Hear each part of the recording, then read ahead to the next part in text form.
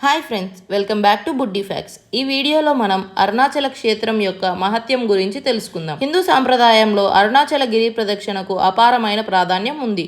కేవలం అరుణాచలాన్ని స్మరించిన మోక్షం కలుగుతుందని పురాణాలు చెబుతున్నాయి. పంచభూత లింగాల్లో అగ్నితత్వాన్ని ప్రతీకగా పరిగణించబడే ఈ క్షేత్రం తమిళనాడులోని తిరువనమలైలో ఉంది. ఆధ్యాత్మికతతో మేళవించిన ఈ యాత్రలో కొన్ని నియమాలను పాటించడం ద్వారా ఫలితం మేలుగా లభిస్తుందని నమ్మకం. పురాణ ప్రవచనకర్తలు చెబుతున్నట్టు స్మరణాత్ అరుణాచలే అంటే అరుణాచలాన్ని తలచినంత మాత్రాన కూడా ముక్తి లభించవచ్చు. కాశీలో మరణిస్తే ముక్తి లభిస్తుందనుకున్నంత గొప్ప స్థానం ఈ అరుణాచలేశ్వరుడి క్షేత్రానికి ఉంది. ఇక్కడ దర్శనం ఒక్కసారి అయినా జరగాలి అనే భావన చాలా మందిలో ఉంది. అరుణాచల పర్వతం చుట్టూ తిరిగే గిరి ప్రదక్షిణ అత్యంత పవిత్రమైన కార్యంగా పరిగణించబడుతుంది.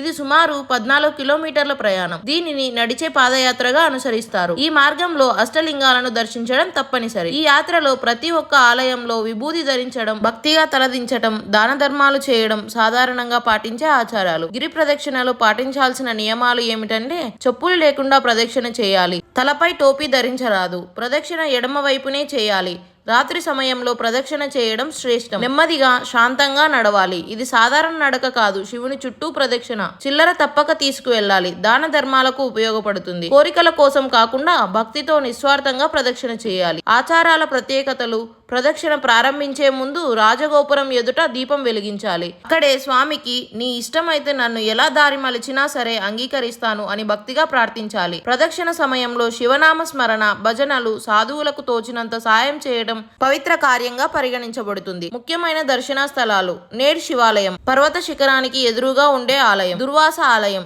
సంతాన భాగ్యం కోసం తాడు కట్టే ఆచారం. నిత్యానంద ఆశ్రమం, భక్త కన్నప్ప ఆలయం. రమణాశ్రమం అరుణాచల క్షేత్రానికి రెండో ముఖ్య కేంద్రంగా ఉంది. శేషాద్రి స్వామి ఆశ్రమం మరో ఆధ్యాత్మికత కేంద్రం. ఇప్పుడు రమణాశ్రమం యొక్క విశిష్టత గురించి తెలుసుకుందాం. రమణాశ్రమం అరుణాచలేశ్వర ఆలయానికి కేవలం 2 కిలోమీటర్ల దూరంలో ఉంది. ఇక్కడ రమణ మహర్షి సమాధి, గోమాత లక్ష్మీ సమాధి, కాకి శునక సమాధులను దర్శించవచ్చు. ఆశ్రమంలోని గ్రంథాలయంలో రమణ మహర్షి యొక్క రచనలు, ప్రవచనాలు లభిస్తాయి. వసతి అవసరమైతే ముందుగానే నమోదు చేసుకోవాలి. ప్రయాణ సమాచారం గురించి తెలుసుకుందాం. చెన్నై నుండి 185 కిలోమీటర్లు బస్సులు, రైళ్లు రెండూ అందుబాటులో ఉన్నాయి. హైదరాబాద్ నుంచి తిరువనమలైకి నేరుగా ట్రైన్ అందుబాటులో ఉంది. సాధారణ రోజుల్లో ఆలయ దర్శనం 30 నుంచి 60 నిమిషాల పాటు పడుతుంది. పౌర్ణమి, శివరాత్రి, కార్తీక మాసం రోజుల్లో భక్తుల రద్దీ ఎక్కువగా ఉంటుంది. ఈ విధంగా అరుణాచల గిరి ప్రదక్షిణ భక్తుల ఆధ్యాత్మిక మార్గంలో ఒక మైలురాయి. ఈ యాత్రలో పాటించాల్సిన నియమాలు, నివారించాల్సిన తప్పుల గురించి ముందుగా తెలుసుకుంటే మీ ప్రయాణం పుణ్యప్రదంగా మారుతుంది. ఈ వీడియో మీకు ఇన్ఫర్మేటివ్గా అనిపిస్తే లైక్, షేర్ చేసి మరింత ఇన్ఫర్మేషన్ కోసం మన బుడ్డీ ఫ్యాక్ట్స్ ఛానల్ని సబ్స్క్రైబ్ చేసుకోండి. Okay, bye friends. నెక్స్ట్ వీడియోతో మళ్ళీ కలుద్దాం.